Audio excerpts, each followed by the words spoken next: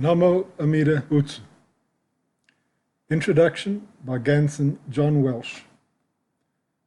I wrote these 4 new poems to thank and honor my teachers, Reverend Josho, Adrian, Cirlea, and Paul Roberts, as well as our Amida Dharma Masters, Nagarjuna, Vasubandhu, Tan-Luan, Daochuo, Shandao, Genshin, Honen, and Shinran, without whom I could not have found and understood, in my case to some small extent, Amida Dharma and my utter helplessness trapped in the endless suffering of samsara. Never forget these wise words from Tannisho by Yuienbo. Quote, as I humbly reflect on the past, when the late Master Shinran was alive, and the present in my foolish mind, I cannot but lament the divergences from the true shinjin that he conveyed by speaking to us directly, and I fear there are doubts and confusions in the way followers receive and transmit the teaching. For how is entrance into the single gate of easy practice possible unless we happily come to rely on a true teacher whom conditions bring us to encounter? Let there be not the slightest distortion of the teaching of other power with words of an understanding based on personal views. End quote. My hope is that readers and listeners will find that certain words, phrases, ideas, and concepts in these poems resonate with their past and present experience and prove to be helpful and meaningful in increasing their understanding of this profound and precious Amida Dharma. I would encourage readers and listeners to share these PDFs and recordings with family and friends, especially the audio recordings for those who may have difficulties with reading, so that as many people as possible may benefit. I also hope that these verses help others and motivate them to find a good teacher like Reverend Josho, Adrian, Cirlea, listen deeply to Amida Dharma, and think and say, Namo Amida Butsu, Namo Amida Butsu, Namo Amida Butsu. Thank you, Amida Buddha. Homage to Amida Buddha. I take refuge in Amida Buddha. The Silent Sentinel by Gansen, John Welch. Amida is ever ready with his all-powerful helping hand to rescue and lift beings up to the safety of his pure land. The silent sentinel stands serene while watching the supreme law of karma flow like a raging river, unstoppable for those caught in its ever-changing cross-currents until its force is finally spent. There are no strong defenses, and none can survive unscathed the consequences of negative thoughts, words, and deeds, arising from intense craving, grasping, and greed. Unless we become enlightened, we are destined to be frightened at death and in the bardo, where we are all compelled to go, and again struggle in the turbulent river of samsara with no reprieve ever from enduring ceaseless suffering unless we take the helping hand of Amida, a real Buddha, not a fake, who will grasp and never abandon us. Know with certainty that only thus can we be saved from drowning endlessly and totally unnecessarily in the dark, deep waters of samsara's treacherous, deep, and dangerous river of karma. So while you have precious time and health, blessings that cannot be bought with great wealth, take this rare opportunity to listen to and read Amida Dharma and free yourself from the heavy chains of negative karma with Amida's priceless gift of faith or shinjin, and you will then begin your next life as a fully enlightened Buddha, teaching like all Buddhas the supreme Amida Dharma. Namo Amida Butsu, Namo Amida Butsu, Namo Amida Butsu. Thank you, Amida Buddha. Homage to Amida Buddha. I take refuge in Amida Buddha. These verses were inspired by passages from pages 93 to 98 of Reverend Josho Adrian Cirlea's excellent book, The Path of Acceptance, Commentary on Tannisho. Quote, Commentary on the Postscript of Tannisho, Part 3. The primal vow is for you alone. Yuienbo quoted a saying of Shinran which is very close to my heart. When I consider deeply the vow of Amida, which arose from 5 kalpas of profound thought, I realized that it was entirely for the sake of myself alone. Then how I am filled with gratitude for the primal vow, in which Amida resolved to save me, though I'm burdened with such heavy karma. These words show that religion is something very personal and intimate. I think that if you do not come to the point where you realize the teaching is addressing you personally, then everything is in vain. Treat the Dharma as if Shakyamuni, Amida, Avalokiteshvara, Mahasatma Prapta, Bodhisattva, Shinran, Renyo, and all the patriarchs speak directly to you. Think that they are before you, addressing you personally, and this is not just a symbol or metaphor, but the real truth. Perceive the teaching as being an exclusive, intimate, friendly, and maternal relationship between you and Amida Buddha. The Tathagata doesn't treat sentient beings as numbers, but addresses each one individually, so his relationship with you is like that between mother and child. Think that Amida Buddha addresses your own personal suffering, to all the forms that suffering manifests in your life, and that he wishes to heal you once and for all. Add your name to the words, when I consider deeply the vow of Amida, which arose from 5 kalpas of profound thought, I realize that it was entirely for the sake of myself alone, and say, I realize that it was entirely for the sake of me, John, or Mary, etc., alone. Also, you may say to yourself, how I am filled with gratitude for the primal vow, in which Amida resolved to save me, Jim, or Mary, depending on what your name is. Because indeed, Amida thought of you personally when he made his vows, and when he practiced as a bodhisattva for so many long kalpas. Buddhas are not myths, symbols, or fictional characters, but real enlightened persons who don't seclude themselves in their ultimate nature, or dharmakaya, but come to you personally like a true friend, looking after you, caring about you, until you are liberated from the suffering of birth and death. Buddhism is a personal relationship between you and the Buddhas, and especially between you and Amida Buddha. You never walk alone, dear friend, once you take refuge and entrust yourself in Amida Buddha. Please meditate on this.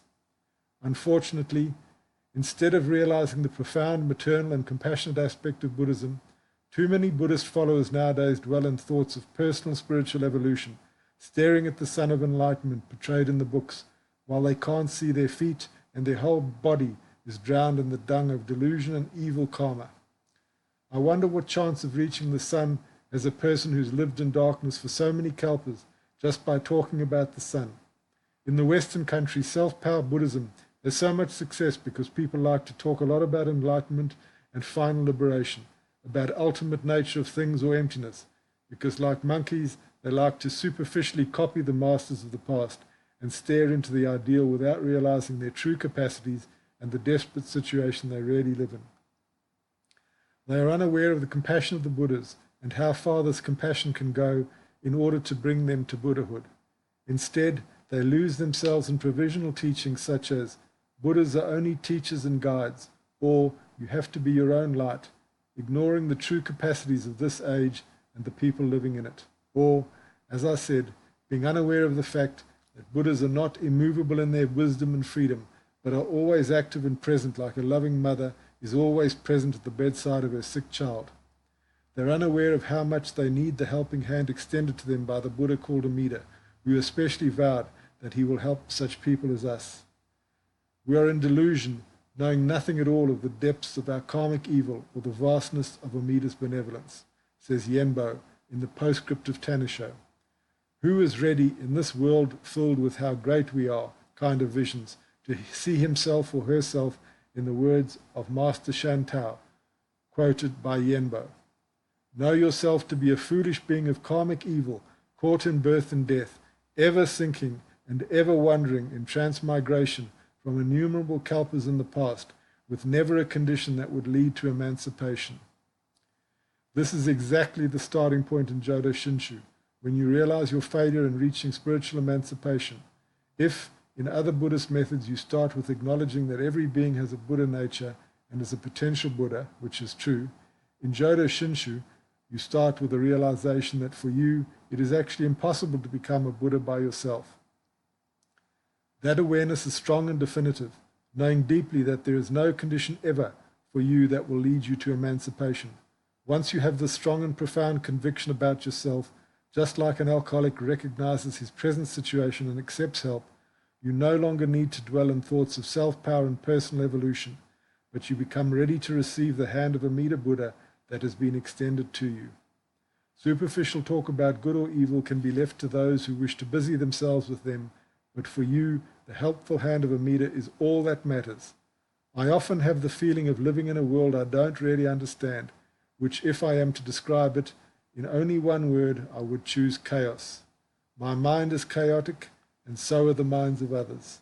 For example, I could not understand, no matter how much I tried, why some dear persons have left me, until I finally realized there is nothing to understand.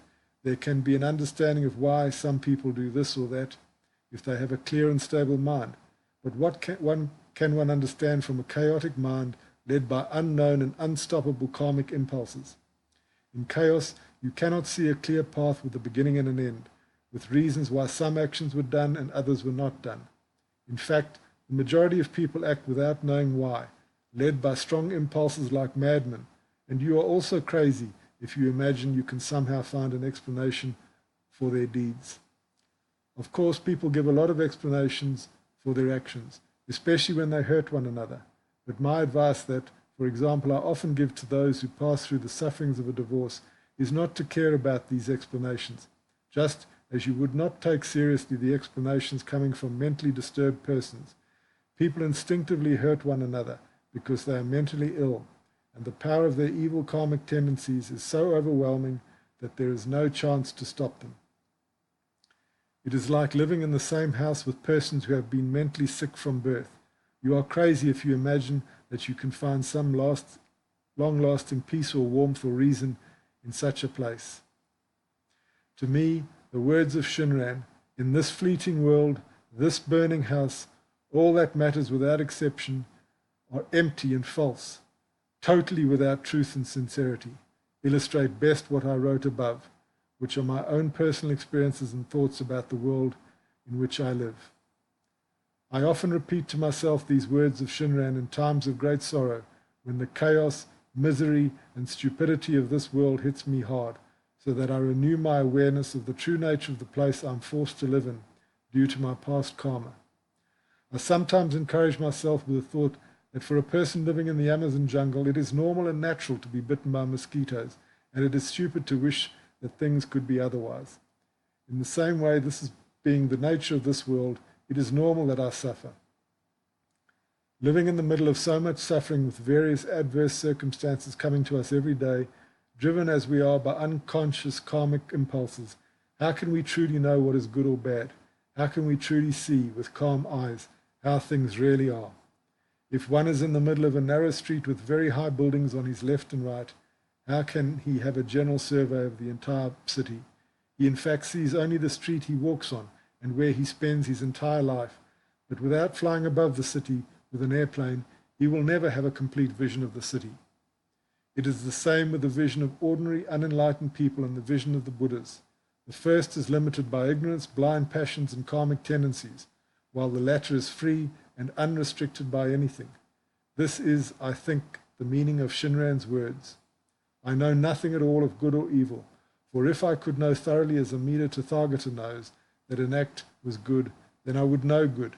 If I could know thoroughly as the Tathagata knows that an act was evil, then I would know evil. In fact, for a foolish being full of blind passions, in this fleeting world, this burning house, all matters without exception are empty and false, totally without truth and sincerity. Nothing can be truly understood by an unenlightened mind, living a life full of suffering, resembling fire, in an impermanent world where he cannot rely on anything stable, be it physical or mental. Only one thing is true and trustworthy here in this unending chaos and nightmare, the helping hand of Amida, extended to us in the form of the Nembutsu of faith, as Shinran assures us at the end of this true description of life and the world. The Nembutsu alone is true and real. This quote from Shinran helps me to pass through this life with a clear awareness of its true nature and the path I need to follow. I do hope it will have the same effect on you, dear friend. End quote. Namo Amida Butsu. The Only Cure for Samsara's Ills by Gansen John Welch. We cannot make any sense of samsara's insanity, inanity, and mess. We cannot cure the fatal sickness of this Sahara realm in which we dwell, a potential heaven that we have transformed into hell.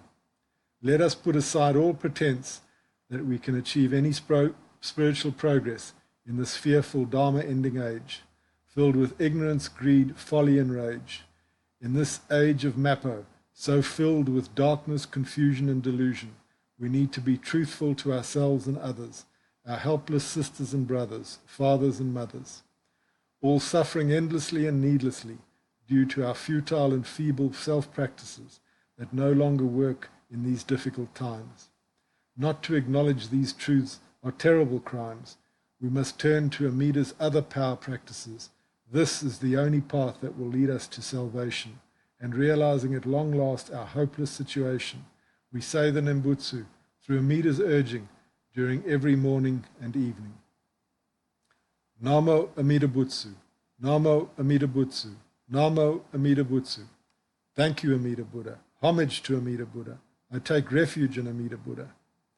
These verses were inspired by the following passage from pages 226 to 222 of Reverend Josho Adrian Cirlea's excellent book, The Meaning of Faith and Nembutsu in Jodo Shinshu Buddhism. Question. You said that as long as one is not 100% convinced that he cannot attain Buddhahood in this life, he is not ready for the Jodo Shinshu path. Please explain in more detail. Answer. People don't really understand what is meant by becoming a Buddha in this life and in this very body. This is perhaps due to the bad influence of many fancy Buddhist magazines, which talk about enlightenment like it's some kind of calmness or stillness of mind, which can be attained by everybody.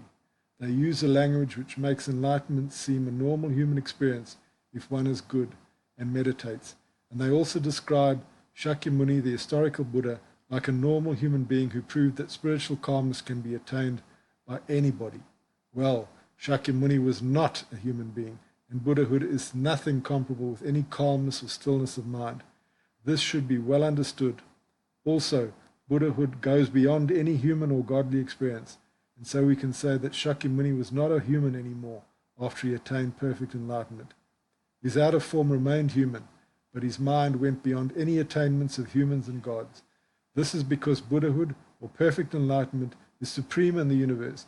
Nothing can compare with a Buddha or fully enlightened one.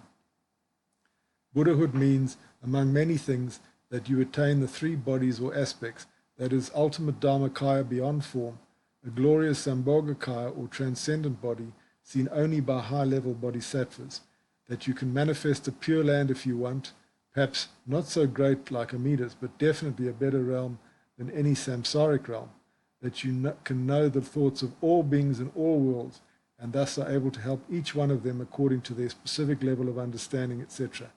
You can also see and hear them all, and you know all their past lives as well as the many possible ways of development in the never-ending future.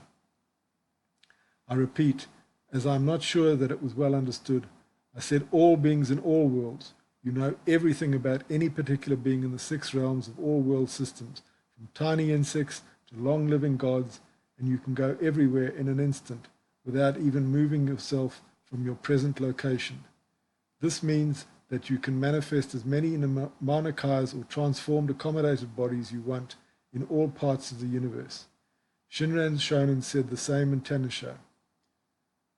Do those who speak of realizing enlightenment while in this bodily existence manifest various accommodated bodies or Manakayas, possess the Buddha's 32 features and 80 marks, and preach the Dharma to benefit beings like Shakyamuni? It is this that is meant by realizing enlightenment in this life. Buddhahood also means that you master all practices, Dharma gates and profound teachings, and are able to teach them all without effort. I don't have the time now to describe the various other supernatural capacities of a Buddha, but I ask you to just contemplate the few mentioned above. Do you still think that you can become like this in your present life? If yes, then you are gravely deluded about your real capacities, and thus you cannot yet accept Amida's helping hand that is extended to you. As Master Shandao said, shinjin, or simple faith in Amida Buddha, has two aspects which cannot be overlooked. First, to believe deeply and unwaveringly that we are actually ordinary beings of karmic evil, subject to birth and death, ever sinking and ever transmigrating in samsara since innumerable kalpas ago, without a chance to escape from it. Second, to believe deeply and unwaveringly that the 48 vows of Amida Buddha enfold in sentient beings, enabling them to board his vow power and attain birth in the Pure Land. This is why I said that when you are 100% convinced you cannot attain Buddhahood in this life, then you are ready for the Jodo Shinshu path. As long as you still harbor in your mind the smallest thought of personal merit, or maybe I can kind of thinking, you cannot see and enter the Dharma gate of birth in Amida Buddha's Pure Land. Namo Amida Butsu. The Inconceivable Benefits of Amida Dharma by Gansen John Welch. Ego's arrogance and ignorance destroys any chance to see and benefit from Amida's infinite light. Remove ego's clouds and the sky will become clear and bright, and you will experience the infinite compassion of Amida, the cure for the ills of all passion, as well as Amida's infinite wisdom, so that finally you will have done with all human folly and pride, and no longer have to seek far and wide for the solution to samsara's problems and sickness. Amida Dharma is the best path to wellness, as it leads you after death to Sakavati, Amida's Pure Land that is totally free from all the ceaseless suffering of samsara. Repeatedly reading and listening to Amida Dharma is the easiest and best spiritual practice. So begin today, do not think twice. Follow Shinran's sage advice. Namo Amida Butsu, Namo Amida Butsu, Namo Amida Butsu. Thank you, Amida Buddha. Homage to Amida Buddha. I take refuge in Amida Buddha. These verses were inspired by the following passage from the book recommended by Reverend Josho Adrian Cirlea, A Standard of Shinshu Faith by Ryosetsu Fujiwara, pages 4 to 5 and pages 10 to 12. Quote, 7. Is Shinshu and other power school then? Yes, Shinshu can be called an other power school because it teaches that only through the other power can we ordinary people attain nirvana. This was emphasized first by Tan-Luan Donran, the third patriarch of Jodo Shinshu. 8. What is meant by other power? Shinran defined other power as the power of the Tathagata's vow. Only Amida's compassionate vow can lead us to the awakening of faith and then to enlightenment. If we think we did something virtuous by our own power, we're attached to our ego. This is clearly contrary to the Buddhist teaching of non-attachment, egolessness, or naturalness. 9. Is Shinshu meaningful today? As long as we ordinary people exist, Shinshu is meaningful. Shinshu was taught not for monks and nuns, but rather for the layman. Amida is not concerned with the sages who can transcend the secular life and attain nirvana by their own power. This teaching is concerned with those who are bound by burning human passions and burdened with numerous worldly sufferings. The whole world around us is suffering from the crisis caused by this bottomless ego. In the unrest and turmoil of the present world, we feel all the more that Shinshu is, because of the simplicity of practice as well as the excellence of the doctrine, the most immediate way to find the eternal, unhindered peace of mind. 14. How can we ordinary people recognize Amida? That is a vital religious question. Many sages affirm that Amida Buddha can be apprehended through meditative practices by the highly gifted and diligent saint. However, Shinran realized that for common mortals, their views being clouded by the human passions, this was an impossibility. Therefore, the great masters of the Pure Land School emphasized the sacred name of Amida Buddha, Namo Amida Butsu, in which the infinite virtues of Amida are embodied. Only through the name can the common mortal with his defilement and ignorance come to realize his compassion and become one with him. And through his compassion, common mortals become endowed with his infinite life and light. 2. How and where does Amida mention his name? Amida vows in the 17th vow that his name shall be praised and recited by all Buddhas, and thereby it shall be known and recited by all sentient beings. He also vows in the 18th vow that all sentient beings who believe in and recite his name will unfailingly be born in his pure land. These vows were brought to consummation through a long period of discipline. 3.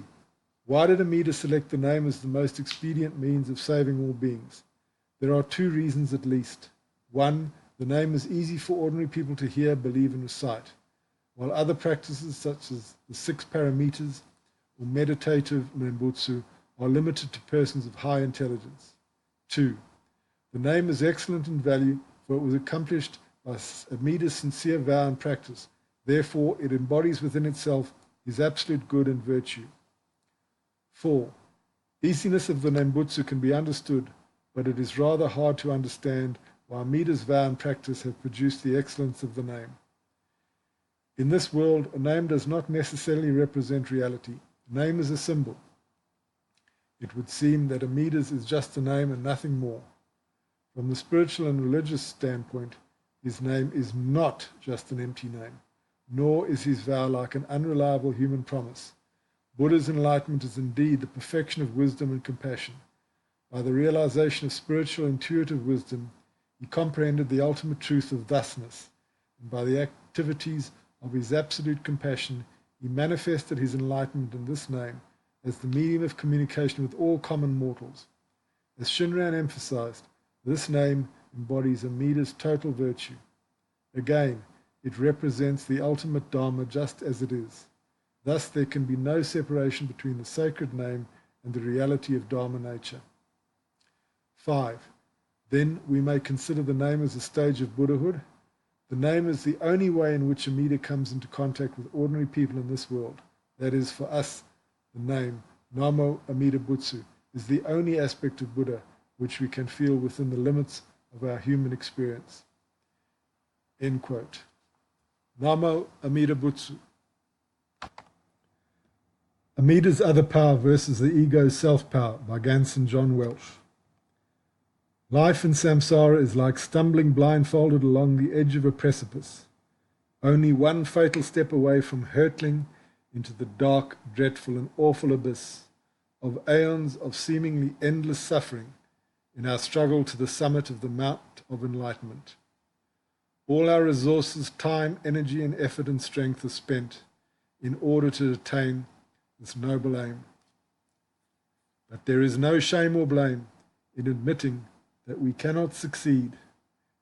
And finally, we must admit that we desperately need Amida's other power in place of our futile and feeble self-power.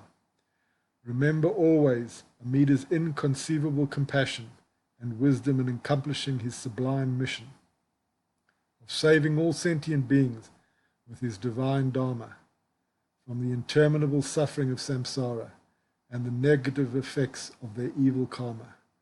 Persons of shinjin benefit from the transfer of Amida's infinite merits that he confers on those who have faith and must entrust their karmic destiny entirely, utterly, and completely to Amida Tathagata, the greatest of all the Buddhas. Namo Amida Butsu, Namo Amida Butsu, Namo Amida Butsu. Thank you, Amida Buddha. Homage to Amida Buddha. I take refuge in Amida Buddha. These verses were inspired by the following passage in the book, recommended by Reverend Josho Adrian Cirlea, A Standard of Shinshu Faith by Ryosetsu Fujiwara, pages 16 to 17. Quote, 6. What is the 18th vow? As mentioned before, the 18th vow is the most important vow of Amida's 48 vows. It is in this vow that Amida proclaimed the actual way of birth in his country for the sake of sentient beings. The passage reads as follows. Upon my attainment of Buddhahood, if the beings of the 10 quarters who have sincere mind, serene faith, and wish to be born in my country with even 10 utterances, would not be born therein, may I not attain the highest enlightenment. Only those are accepted who have committed the 5 deadly sins and who have abused the right Dharma. 7. What is the main point of this vow? Shinran called this vow the vow of sincere, serene faith. This means that faith is the core of the 18th vow. Besides, according to Shinran, this faith, sincere and serene, comes from Amida's wisdom and compassion, and because of this true faith can be the cause of birth in the Pure Land. From this true faith, the utterance of the name spontaneously comes out whenever one feels happy and grateful to Buddha. This utterance of the name, however, is not the condition for birth nor nirvana, but is solely the expression of innermost faith and gratitude. Such a pure, egoless, and easy practice is an embutsu vowed in the 18th vow. 8. What is the difference between name and vow? The vow is Amida's desire and resolution to save all beings. In this vow, he selected the name so that sentient beings can wholeheartedly believe in and easily recite it after his sincere and hard discipline. He brought this vow to perfection, and thus the name became the only and best medium for common mortals to communicate with the Buddha. In other words, the name is the fruition of the vow. After all, the vow refers to the cause, while the name is the effect of the vow. 9. How do we understand the oneness of the name and vow? Because of the reliability of the Buddha, his name and his vow cannot be separated from each other. The vow refers to Amida's compassionate mind, through which the name was accomplished as the practical and expedient method to save all sentient beings. The name, on the other hand, can be meaningful only when it is recited on the basis of true faith in this vow. Therefore, in Shinshu, to believe in his name is at once to believe in his vow. To listen to the significance of the name is at once to listen to the significance of his merciful vow. After all, either the name or the vow may be mentioned as the object of our listening and faith. 10. Are both the vow and the name necessary for Amida Buddha to save us? Certainly. Without the vow, the name would be empty, and without the name, the vow would be fruitless. For the accomplishment of salvation, the vow and the name are of vital necessity on the part of the Saviour, and the faith and the Nembutsu are the reflections on the side of the devotee. End quote. Namo Amida Butsu.